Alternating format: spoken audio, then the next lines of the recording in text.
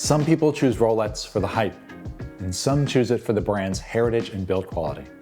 If you are watching a video about underrated Rolex watches, it's safe to assume you're in that second category. We'll cover the solid gold Daytonas in another video. Actually, since we mentioned it, the green and gold, quote, John Mayer Daytona was a hidden gem. Then the price jumped up $10,000 on Chrono24 in the months immediately following John Mayer's Talking Watches episode. It's still more than double that original price today. So, underrated Rolexes can and do happen. Some of these you'll be familiar with, but there's one that you've never seen before. Chrono24 has more than 100,000 Rolex watches listed on the site, and there are only 5 of our last watch for today. Only 5. You'll find a lightning round of honorable mentions at the end of the video, but let's start with watch number 1. It's like a Datejust, but it's not. It's like the Submariner, but it's not. It's the Rolex Turnograph. Often called the grandfather of Rolex sport watches, the Turnograph was the first commercially available Rolex with a rotating bezel, and it debuted before the Submariner. Now, for an extremely deep cut, we could talk about the very first Rolex with a rotating bezel, the Xerograph, reference 3346, from the year 1937.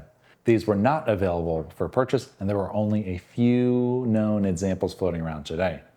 The original Turnograph, reference 6202, looks a lot like an earlier Submariner, while later generations of the Turnograph share their DNA with the Datejust.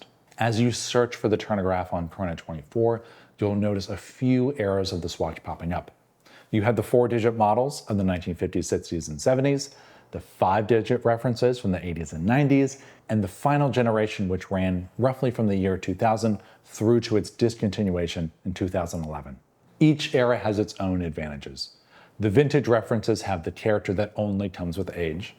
The modern references have modern conveniences like upgraded movements, quick set dates, and longer lasting lume. And the neo-vintage examples offer a little bit of both. Also, as you're searching for these, be sure to open another tab and search for the Rolex Thunderbird. It's the same watch, and the nickname comes from its association with the United States Air Force Acrobatic Squadron, essentially the Air Force's answer to the Blue Angels. Dealers and collectors will use both the Turnograph and the Thunderbird names, so it's helpful to search for both terms. If you're lucky, you may even find a Thunderbird with a Thunderbird logo on the dial. This model can be a bit divisive. For some, it's a fantastic combination of Datejust elegance with the sportiness of a rotating bezel. For others, that combination makes it feel confused, like it's moving in 2 directions at once. Regardless, not a lot of people talked about this watch to begin with. For watch number 2, we'll touch quickly on the Rolex Yachtmaster, but perhaps not the Yachtmaster you're thinking of. Usually the first watch that comes to mind when people mention this model is the 44mm Yachtmaster 2. It's big, it's loud, it's heavy, and it's often worn by the types of people who will tell you, it's not a boat, it's a yacht. However, the Yachtmaster family has other family members that are decidedly more subtle, even borderline chic. The black bezel precious metal versions are a sleeper hit. The term stealth wealth has been beat to death over the last few years, thank you Succession, but this watch captures that ethos really well. The mid-size steel options are also worth a look with their platinum bezels and these expressive seconds hands in either red or ice blue. The 35mm is naturally going to be a bit small for a lot of people, but the 37mm has potential. It's great for those who don't have huge wrists or those who like the look of a dive watch but don't want the typically formidable wrist presence that comes with divers. We should note, however, that these mid-size options do come in 40mm as well. The titanium Yachtmaster gets a lot of attention and sells for a premium, but that's the exception to the rule. Like the Turnograph we mentioned earlier, a lot of people overlook this model family because there's not a lot of purpose-driven history here. It's not a watch that was made for the military, or explorers, or pilots, or race car drivers, for example. The Yachtmaster collection is a bit all over the place, but there are some really cool, underappreciated watches lying within. Here's a good general tip for finding hidden gem watches in today's market. When in doubt, go for neo-vintage. And for Rolex, that means the 5-digit references. 4 digits are vintage icons, 6 digits are the latest and greatest, and that forgotten in-between ground is often where the deals are. A great example of this is the Rolex Submariner reference 14060 and 14060M running from roughly 1990 to 2010. Collectors consider these the last of the best when it comes to the Submariner because Rolex did a lot of modernizing in the following generation. And just like software updates on your iPhone, not everyone loves the new version. The 14060 immediately followed the famed 5513 reference and carried a lot of that vintage charm. You have drilled lug holes for easier strap changes, an aluminum bezel that gains patina with age, unlike ceramic bezels, no date for a clean dial, tritium lume if you choose an earlier example, and a case profile that is slimmer and more compact on the wrist than today's super case. So if you're a Submariner purist, there's a lot to love here. Prices for these start around $8,000 on Chrono 24. That's less than a 5513 and considerably less than the current generation.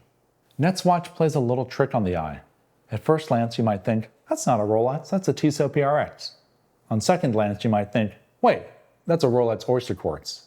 And upon an even closer third glance, you'd see that it is not an Oyster Quartz. What we have here is a reference 1530 sporting an automatic movement inside an Oyster Quartz case. As many of you know, the Oyster Quartz was Rolex's answer to the quartz crisis. As cheap and accurate battery-powered watches started dominating the industry in the 1970s, many heritage watch brands, Rolex included, decided that if you can't beat them, join them. And they launched the Oyster Quartz in 1977. You have this very 1970s style angular case shape with an integrated bracelet coupled with an equally 1970s quartz movement. It's said that many Rolex employees of the period wore the Oyster Quartz as their daily watch because it was, and still is, the most accurate movement that Rolex made. Even now, if you're looking for something different and you're not too snobbish about quartz movements, these watches can be fun and cool time capsules in Rolex's history. But if you like this design and do not want a quartz movement, or if you want something objectively rare, you can go for the 1530, but it'll cost you.